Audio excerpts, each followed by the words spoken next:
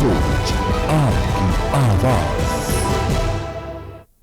नमस्कार, स्वागत है आप सभी का इंडिया वॉइस पर। मैं आपके साथ निकिता कश्यप। सोम बोले कि पीडीए खत्म। जी हां, मेरठ में बीजेपी के नेता संगीत सोम ने समाजवादी पार्टी और अखिलेश यादव के पीडीए को लेकर जमकर हमला बोला है। संगीत सोम ने सरधना के तहसील के गांव भगवानपुर में दलित समाज के बीच आयोजित बाबा साहब की मूर्ति के अनावरण के कार्यक्रम में वे पहुंचे थे और जहां इस दौरान उनकी ओर से समाजवादी पार्टी पर जमकर हमला बोला गया। इस दौरान उन्होंने लोगों से धुरंधर बनने की अपील की, तो वहीं समाजवादी पार्टी के पीडीए के नारे को उन्होंने एक अलग ही तरीके से परिभाषित किया है। उन्होंने कहा कि अब उसमें से पीडी हट गया है और जहां सिर्फ ए ही रह गया है। बीजेपी के नेता संगीत सोम का कहना है कि समाजवादी पार्टी का पीडीए अब पूरे तरीके से बदल चुका है। उनके मुताबिक अब उसमें केवल ए से अखिलेश, ए से अतिक, ए से आतंकवाद, तो वहीं ए से अपराध और ए से अल्लाह है। तो वहीं आपको बता दें कि सभा में मौजूद लोगों के बीच बोलते हुए उन्होंने समाजवादी पार्टी के प्रमुख अखिलेश यादव पर भी जमकर निशाना साधा। क्या कुछ उन्होंने कहा, सबसे पहले हम ये सुनते हैं और उसके बाद हम अपनी चर्चा को आगे बढ़ाएंगे। पीढ़ी का अखिलेश के यहाँ कोई मतलब नहीं है। पीढ़ी हटा दिया गया, केवल ये रह गया है ए से आतंकवाद, ए से अतीक अहमद, ए से अपराध, ए से अल्लाह और ए से अखिलेश यादव। इसके अलावा ए का कोई मतलब नहीं रह गया है। दोस्तों, मैं आप लोगों से कहना चाहता हूं कि अब मुझे अपने इस समाज में, मैं जिस समाज के बीच में खड़ा हूं, मुझे इस समाज में धुरंधर चाहिए साहब। मुझे धुरंधर चाहिए इस समाज में, और वो इसलिए चाहिए कि वो देश के बैठे हुए पिक्चर में देखा होगा हमारे धुरंधरों ने। तो जिस तरीके से आपने सुना, और इसी विषय पर चर्चा करने के लिए हमारे साथ हमारे मेहमान भी जुड़ गए हैं, जिस पर नवीन शर्मा जी हमारे साथ जुड़ गए हैं, नेता हैं बीजेपी से। सर, आपका बहुत बहुत स्वागत है चैनल पर। वहीं धर्मेंद्र सिंह जी हमारे साथ जुड़ गए हैं, प्रवक्ता हैं समाजवादी पार्टी से। सर, आपका भी बहुत बहुत स्वागत है चैनल पर। नवीन जी, आपसे ही शुरुआत करेंगे। तमाम बातें कही गई हैं भारतीय जनता पार्टी के नेता की ओर से और उन्होंने एक नई ही परिभाषा पीडीए को दे दी है। किस तरीके से देखते हैं आप? पहला रिएक्शन आपका। नमस्कार सभी दर्शकों को और आप सभी मेरे साथी प्रवक्ता को भी नमस्कार। देखिए, उत्तर प्रदेश में भारतीय जनता पार्टी की सरकार जब 2017 में आई तो पूरे 25 करोड़ जनता ने ये पार्टी को चुना, जो सरकार सेवा के रूप में आज है। तो जब इस सरकार को चुना गया तो वहां पे पीडीए, सीडीए और डीडीए नहीं था। सिर्फ और सिर्फ जो था वो जनता का प्यार था, क्योंकि हमने सर्व जात को हाथ में आशीर्वाद लेकर आए हैं। और हमारे यहाँ माननीय प्रधानमंत्री जी तो एक सीधी सीधी बात कहते हैं कि सबका साथ, सबका विकास और सबका विश्वास। तो ये प्रयास हम लेकर जब आए 2017 में, तो पीडीए कहाँ था इनका। अब तो पीडीए की पी भी बात नहीं कर रहे थे। हाँ, अखिलेश जी पढ़े लिखे व्यक्ति हैं, समाज में उनका बहुत बड़ा नाम है और आदरणीय पूज्य श्री मुलायम सिंह जी के संतान हैं, तो वो आज ए में तो हैं। अखिलेश जी ए से आते हैं, उसमें कोई शक नहीं है, मगर डी और ए को कहां जाएंगे लेके ये नहीं पता, मगर पी का तो कोई मतलब नहीं बनता है। रही बात सरकार की, 2027 में जो भी सरकार ने काम किए हैं उन सबको जनता को भली भांत पता है। हर एक योजना उन तक गई है। हमने माफियाओं को मिट्टी में मिलाने का काम किया है, ये भी सरकार के अच्छे हित कार्यों में एकजुटता है। उत्तर प्रदेश आज कहीं ना कहीं लोग बेखौफ होकर अपने परिवार के साथ रात बिराती चल सकते हैं। हाँ, घटनाएं हर प्रदेश में होती हैं। अगर किसी भी प्रकार से किसी ने ऐसा घटना, ऐसा कह सकते हैं कि कोई ढोंचाड़ किया है, तो उसके लिए कानून व्यवस्था बहुत टाइट है। कानून व्यवस्था ने तुरंत उसका इलाज किया है, चाहे वो कहीं का भी। ठीक है नवीन जी, सभी बातें ठीक है, लेकिन यहाँ पर देखिए सोचने वाली बात ये है कि संगीत सोम ने जिस तरीके से जनसभा को संबोधित किया, उन्होंने ए से अखिलेश यादव का तो नाम लिया, लेकिन ए से उन्होंने अल्लाह का नाम भी लिया है। इस पर आप क्या कहेंगे?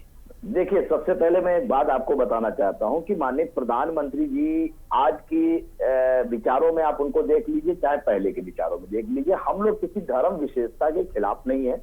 भारतीय जनता पार्टी ने सब कुछ काम किया है और अल्पसंख्यक परिवारों के लिए भी तो काम किया है। हमारी जो मुस्लिम बहनें हैं उनके लिए ट्रिपल तलाक का काम किया, वो भी तो अल्लाह की बंदी है। तो इसमें अल्लाह कहने में कौन सी बुरा बुरा शब्द कह दिया उन्होंने भाई। हमारे यहाँ भारतीय जनता पार्टी में अल्पसंख्यक मोर्चा है, जिसमें बहुत से हमारे मुस्लिम भाई हैं जो भारतीय जनता पार्टी की सेवा कर रहे हैं। तो हम धर्म को बांटने का काम क्यों करें भाई? हर धर्म सम्मान की बात करते हैं, और मुझे लगता है कि अल्लाह, भगवान, गॉड, ईश्वर, हम सब इंसान हो, अच्छे इंसान बनकर आए, अच्छी इंसानियत पेश करें, और जब अच्छी इंसानियत पेश करेंगे तो हर धर्म का सम्मान होगा। ठीक है नवीन जी। धर्मेंद्र जी, आपकी ओर आना चाहूंगी। तमाम बातें आपने नवीन जी की भी सुनी, आपने जो संगीत सोम की ओर से कहा गया वो भी सुना। अब मैं आपका रुख जानना चाहूंगी, क्योंकि देखिए भारतीय जनता पार्टी के नेता ने तो पीडीए की पूरे तरीके से परिभाषा को ही बदल दिया है। धर्मेंद्र जी। हाँ, नमस्कार निकिता जी, हमारे पहले साथी और आपके दर्शकों को भी। देखिए, पहले तो ये दुर्भाग्य है कि संगीत सोम जैसे नफरती लोगों की बात पर हम लोग डिबेट कर रहे हैं, जिनकी कोई रिलेवेंसी नहीं, जो जाने इसलिए जाते हैं कि वो नफरत की बात करते हैं, और समय समय पर भारतीय जनता पार्टी के अंदर भी इस तरह के किसी नेता को हराने जिताने में भी इन्वॉल्व रहे हैं। तो उनकी, हमको लगता है कि उनकी बातों को बहुत गंभीरता से लेने की जरूरत है। हाँ, दूसरी बात, जिस परिप्रेक्ष्य में कह रहे थे, जो हमारे नेता आदरणीय अखिलेश यादव जी रैली में गए थे, तो वहाँ कई सवाल उन्होंने खड़ा किया। एक तो ऐसा मानते हैं भारतीय जनता पार्टी के लोग, पश्चिमी उत्तर प्रदेश है, हम जीत रहे हैं, चाहे किसानों का अपमान कर रहे हो, किसान विरोधी बिल है, 750 किसानों ने शहादत दे दी। लेकिन उस पर उन्होंने सवाल किया कि एक दिन पहले जो प्रधानमंत्री जी वादा कर रहे थे वहां पर, उस पर गंभीर सवाल हुआ। प्रधानमंत्री जी के भाषण में कहूंगा, नवीन जी ध्यान से सुनेंगे, तो कमोबेश 3 बातें जो बड़ी महत्वपूर्ण थी वो उन्होंने वही कही जो कुशीनगर में कही थी। कुशीनगर में कहा था कि इस उद्घाटन से पूर्वांचल के किसानों के उत्पाद दुनिया के ग्लोबल मार्केट में एयरपोर्ट के माध्यम से, कार्गो के माध्यम से पहुंच जाएगा, और उनके आय में बड़ा योगदान ये एयरपोर्ट देगा।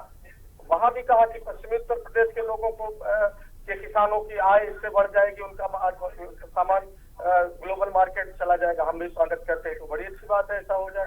दूसरी बात, उन्होंने कहा पर्यटन का केंद्र बन जाएगा, बड़े पैमाने पर पर्यटक आएंगे, इसका भी स्वागत करते हैं। उन्होंने कहा लाखों रोजगार सृजन हो जाएगा, लगातार लोगों को मिलेगा, उसका भी हम स्वागत करेंगे। अब मैं वापस आता हूँ जो उन्होंने पहले कहा था कुशीनगर में। मैं भारतीय जनता पार्टी के साथी से बड़ा विनम्रता से कहूंगा कि आज आपके जिम्मेदार चैनल पर ये जरूर बताएंगे कि कुशीनगर एयरपोर्ट जो करीब 2 साल पहले प्रधानमंत्री जी उद्घाटन करके गए थे, वहां पे अब तक पूर्वांचल के कितने किसानों का कितना माल विदेशों में पहुंच गया, कितना पर्यटन बढ़ गया, कितनी फ्लाइट और कार्गो फ्लाइट वहां से उड़ रही है, और कितना पर्यटन में उनका योगदान बढ़ गया। केवल सिंपल सा सवाल है। सवाल ये है निकिता जी, इस सवाल का जवाब उम्मीद है जब नवीन जी को अवसर आप दीजिएगा तो जरूर देंगे। हम लोग, हमारे नेता ने वहाँ सवाल बिल्कुल बिल्कुल धर्मेंद्र जी, मैं पूछूंगी, आप अपनी बात को पूरा करें। उन्होंने कहा कानून व्यवस्था के, महिलाओं की सुरक्षा के, डबल इंजन ट्रिपल इंजन की सरकार में केंद्र सरकार कहती है कि महिला उत्पीड़न, दलित उत्पीड़न, महिला संबंधी वायलेंस, हिंसा अपराधों में उत्तर प्रदेश लगातार नंबर 1 पर बना हुआ है। 4 ग्राउंड ब्रेकिंग सेरेमनी करने के बाद भी बड़े जिम्मेदारी से करा, जो 2003 से 2007 बहन जी का, 2012 से 2017 तक आदरणीय अखिलेश यादव जी की सरकारों में जो इकोनॉमिक ग्रोथ थी वो करीब 8% के आसपास रही, और आदरणीय योगी आदित्यनाथ की सरकार में 17 से लेकर 26 में वो 6 से 7% रह गई। अगर इसको विकास मानते हैं तो ये बड़ी गंभीर बात है, जो बढ़ना चाहिए था। आप एफडीआई में कहते थे बहुत फॉरेन इन्वेस्टमेंट में था, जापान में गए। अच्छा ठीक है धर्मेंद्र जी, अगर यहीं पर ये सवाल किया जाए कि 2017 के बाद उत्तर प्रदेश में लॉ एंड ऑर्डर की तस्वीरें बदली है या नहीं, तो आपका क्या जवाब आएगा? नहीं निकिता जी, लॉ एंड ऑर्डर का मतलब है कोई भी स्टेट जहाँ लैंड ऑफ लॉ हो, जहाँ कानून का स्थिति से पालन हो, और कानून सम्मत सरकार भी कानून का पालन करे और राज्य के निवासी भी करे। अब सवाल है उत्तर प्रदेश के अंदर, पहले दिन से मुख्यमंत्री जी ने कहा कि उत्तर प्रदेश में अपराधियों के लिए कोई जगह नहीं। धर्मेंद्र जी, जो सवाल मैंने किया है उसका भी तो जवाब दीजिए ना। आप बताएं ना कि परिस्थितियां बदली है कि नहीं बदली है, विपक्ष इस बात को मानता है कि नहीं मानता है? निकिता जी, आप खुद निर्णय लीजिए। मैं कह रहा हूँ मुख्यमंत्री जी ने कहा कि उत्तर प्रदेश में अपराधी। धर्मेंद्र जी, इसमें आप छोटा सा जवाब मुझे यस या नो के उस पर दे सकते हैं, तो हम अपनी चर्चा को और भी आगे बढ़ाएंगे। देखिए, इसमें कोई हमें समराइज करने की जरूरत नहीं है, आप यस और नो दीजिए। 30 सेकंड में मैं खाका खींच दे रहा हूँ। पूरा आपका दर्शक भी समझ जाएगा, हम लोग और आप भी समझ जाएगा। देखिए ऐसा जब कह रहे थे पूरे अपराधी या तो ऊपर चले गए, या तो जेल चले गए, या उत्तर प्रदेश छोड़ गए, तो लगातार प्रतिदिन किनका एनकाउंटर हो रहा है, कहां से अपराध हो रहा है, और सिलेक्टेड एक दो माफियाओं को धर्म के आधार पर कार्रवाई करके वही तमाम माफिया पूर्वांचल से लेकर के पश्चिम तक, सोनभद्र से लेकर के यहाँ आपके बरेली खनन से लेकर के तमाम अपराधों में लिप्त है। जाति और धर्म पूछ करके कार्रवाई होती, क्या यही है लैंड दाखिला? क्या फर्जी इनकाउंटर जज जुडिशरी को बंद करने की इरादा? ठीक है धर्मेंद्र जी। नवीन जी जवाब दीजिए, धर्म के आधार पर आप लोग कार्रवाई करते हैं, ये बातें धर्मेंद्र जी कह रहे हैं। ठीक है धर्मेंद्र जी, मैं वापस आऊंगी आपके पास। नवीन जी।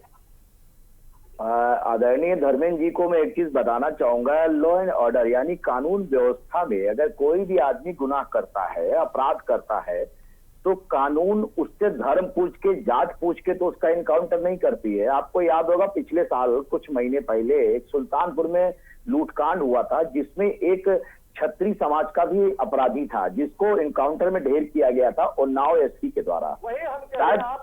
सुनिए तो, सुन लीजिए, मैं आपको एक बात बताना चाहूंगा। नहीं, आपने धर्म की बात की है, जात की बात। अपराधी का कोई धर्म नहीं होता, अपराधी का कोई धर्म नहीं होता, अपराधी की कोई जात नहीं होती। समाज को तकलीफ देने वाला व्यक्ति अन्याय को बिल्कुल नहीं, कानून का राज स्थापित है, यहाँ किसी के परिवार का राज स्थापित नहीं है। माननीय मुख्यमंत्री जी ने एक बात बहुत साफ, लेकिन देखिए नवीन जी, सवाल तो बनता है जब आप लोग कहते हैं कि माफिया राज खत्म हो चुका है, एनकाउंटर तमाम हो चुके हैं, तो भाई अब कौन क्राइम कर रहा है? देखिए उत्तर प्रदेश, अरे सुनिए तो, मैं बताना चाहूंगा, उत्तर प्रदेश के अंदर भारत का सबसे बड़ा राज्य है। आदरणीय धर्मेंद्र जी भी जानते हो, माननीय राष्ट्रीय अध्यक्ष अखिलेश जी को भी पता है। 2012 से 17 तक उन्होंने सरकार संभाली है। कितने एनकाउंटर किए, लिस्ट जीडी पे निकलवा लीजिएगा, पता चल जाएगा अपराधी कहां से आया है। उत्तर प्रदेश में सबसे बड़ी जनसंख्या है, सबसे बड़ी जनसंख्या को संभालने के लिए कानून व्यवस्था चुरुस्त चाहिए। 2017 से हमने अपराधियों को आपके चैनल के माध्यम से बताना। धर्मेंद्र जी आप रुकिए ना, सुन लीजिए। 2017 के पहले किसी भी थाने में अपराधी सीधे काम से पहुंचा है क्या? 2017 के पहले उत्तर प्रदेश के में गुंडा टैक्स कौन वसूलता था? आपके इलाहाबाद के बड़े बड़े माफिया थे, जिनको इनकाउंटर में ढेर किया गया, कहाँ गया था? तब तो आपके सरकार के लोग उनके कुत्ते के साथ रैली में खड़े होते थे। आप क्या बोल रहे हैं?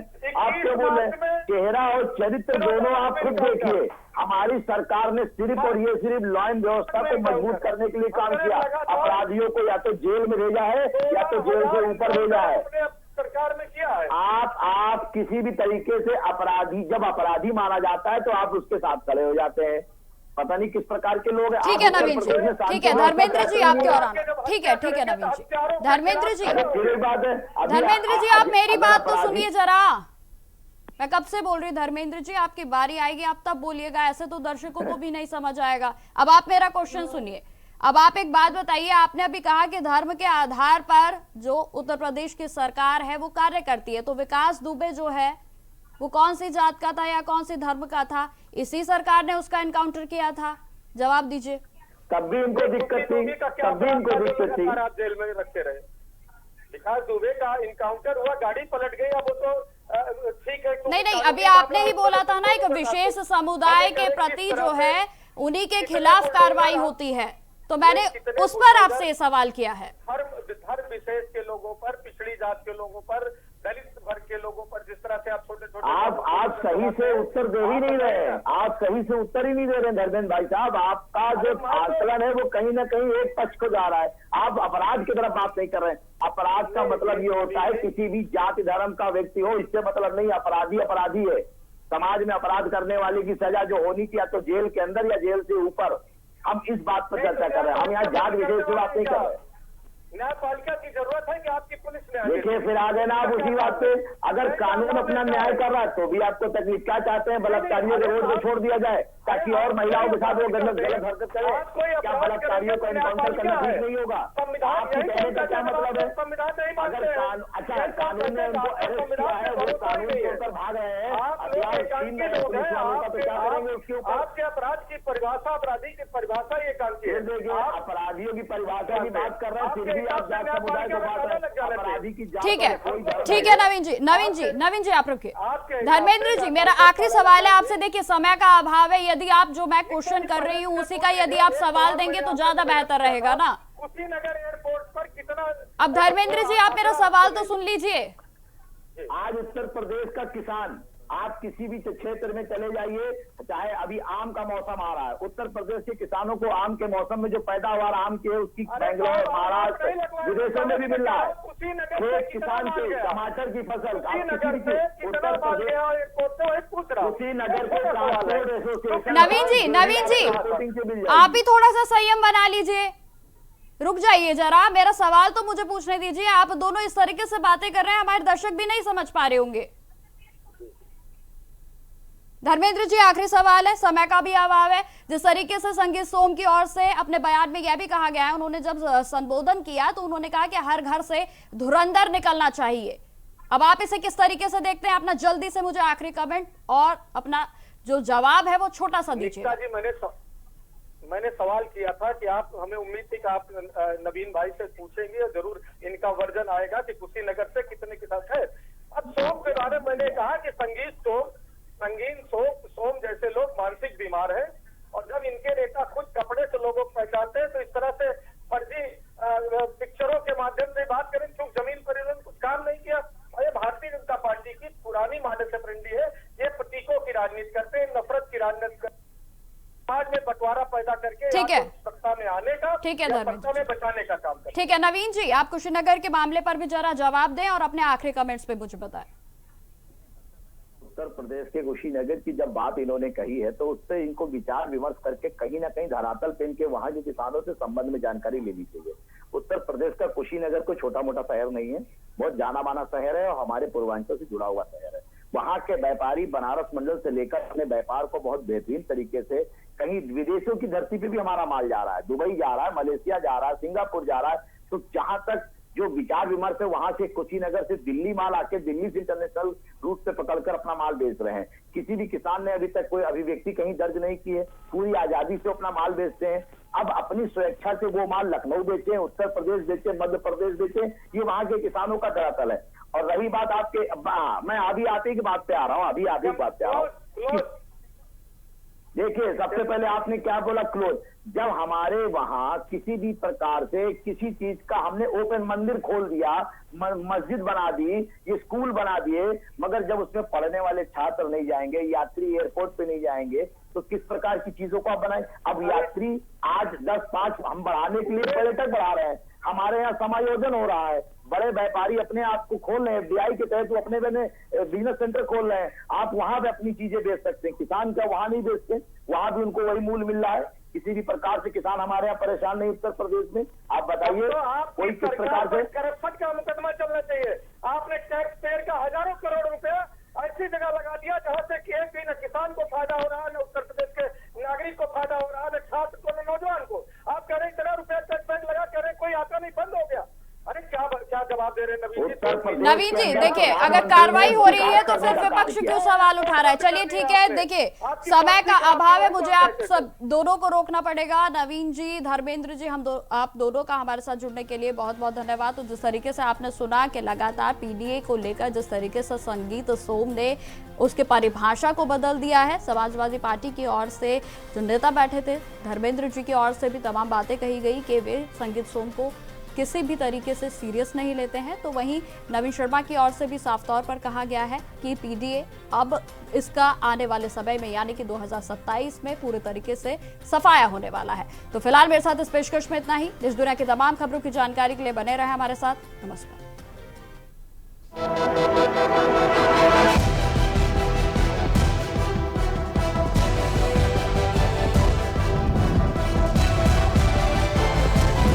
इंडिया वॉइस, आपकी सोच, आपकी आवाज।